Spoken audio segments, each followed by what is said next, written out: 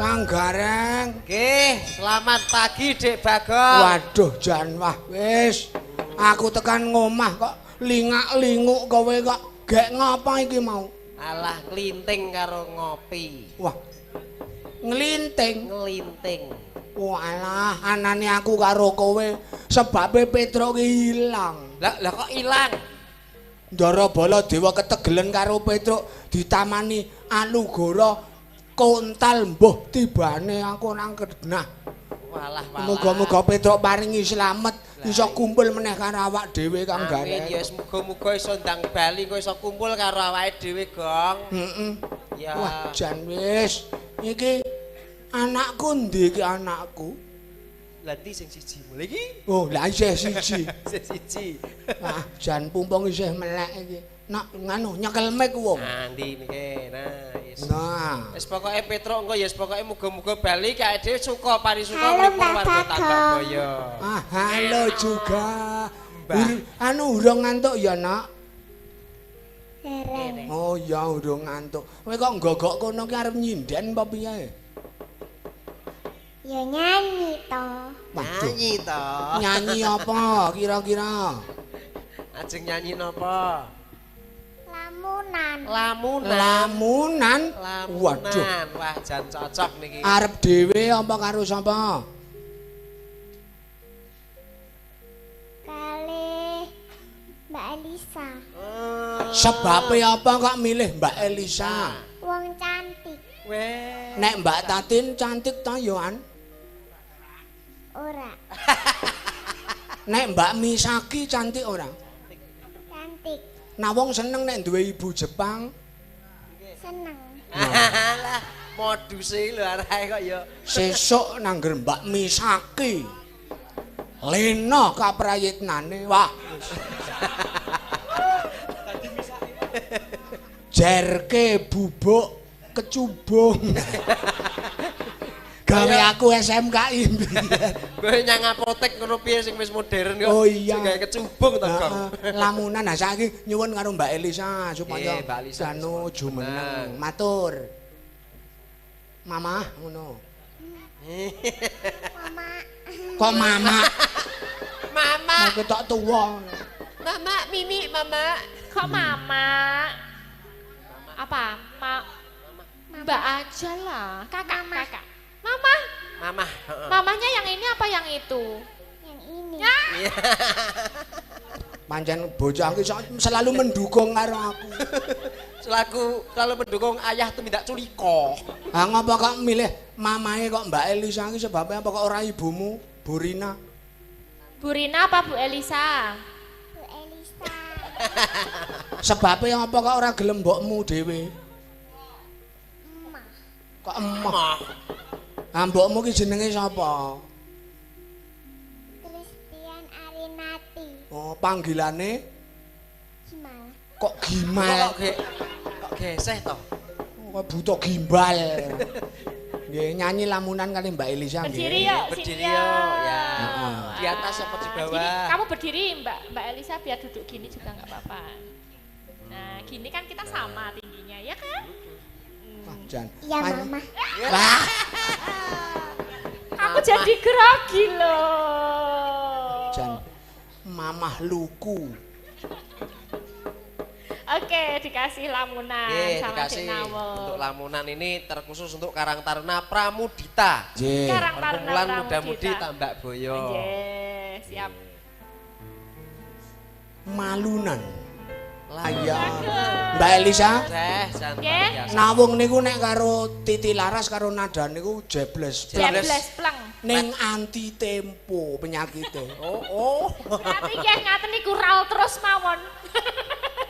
Bagus tapi bagus. Nanti kan temponya lama-lama bisa ya, Dek Nawung ya. Oh, karang ijo cah cilik kok ya. Nek nyanyi karo Mbak Elisa ora kena ngentut lho kowe. Entute mau wis dientekke ning ngisor ya. Nah, ngentuti kakung wae ket mau. Nggih, lamunan monggo. Jadi sinden. Oh, jadi sinden. Bagus. Mbak Elisa mau dadi ibuke aku wae to. Aduh, duh. Kok aja kepengen aku Wis.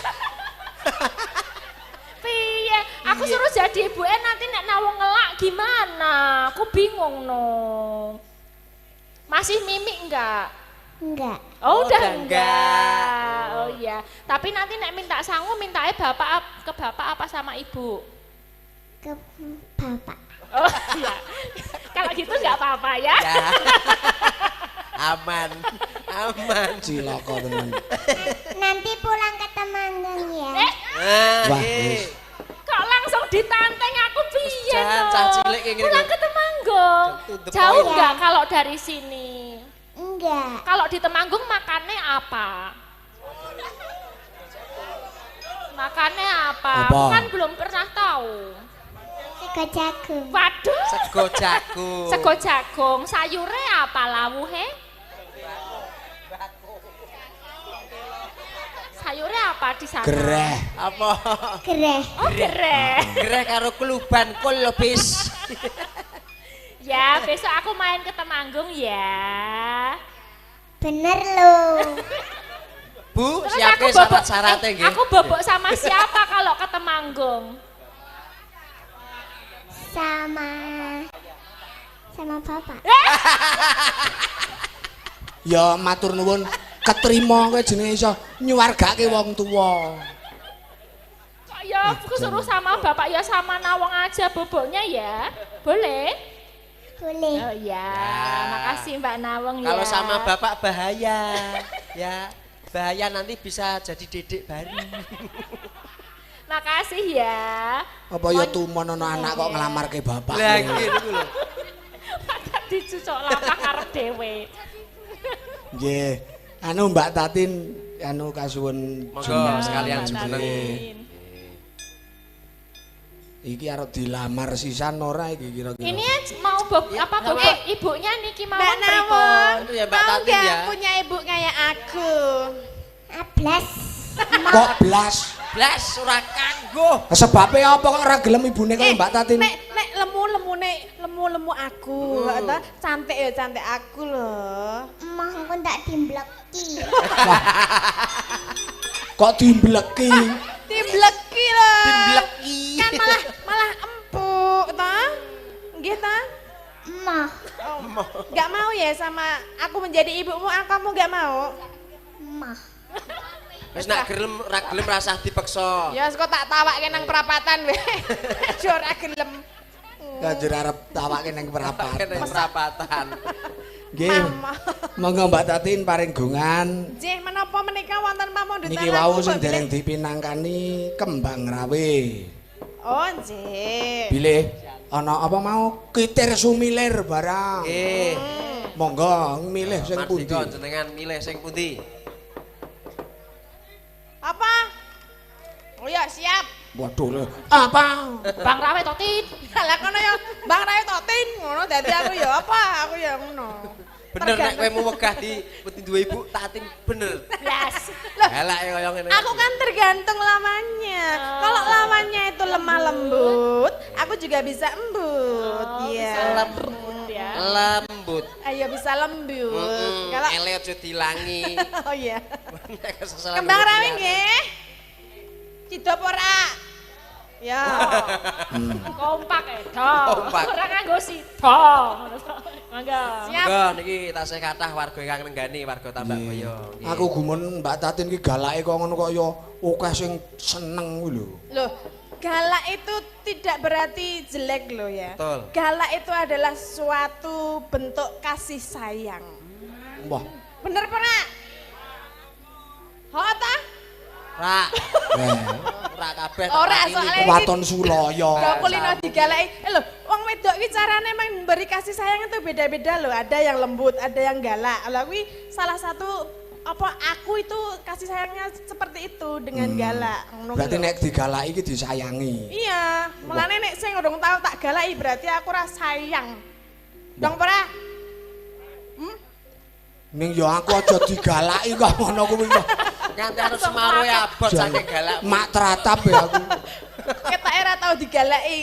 Ora bojoku ki ora iso nesu. Mergane. Tak keloh.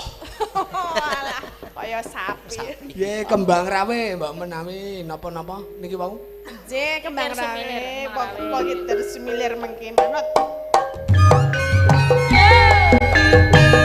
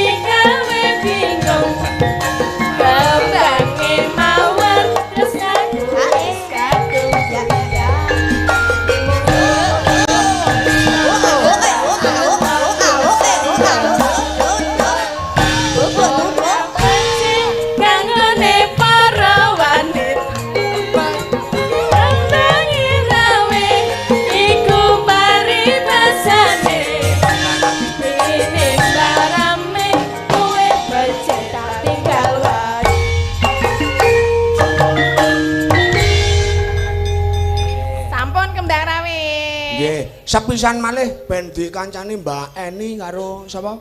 Mbak Irma. Nggih. Mbak Irma. Berempat. Mbak Irma, monggo. Nggih, Mbak Irma. Oh, Kiter nggih. Sumilir. Kiter Sumilir. Sumilir permintaan. Permintaan. Nggih. Niki Mbak Keproy mboten ta? Mboten niku khusus merawat saya. Oh alah. Mbak Keproy. Mbak Keproy niku pun kelunta-lunta wiwit sasi poso. Lah ngapa? Wah, wis werna-werna kedadean ngomah niku. Iyalah, mulane nganti gerok ta.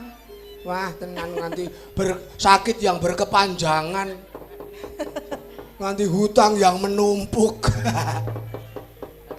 Nggih, Kiter Sumilir.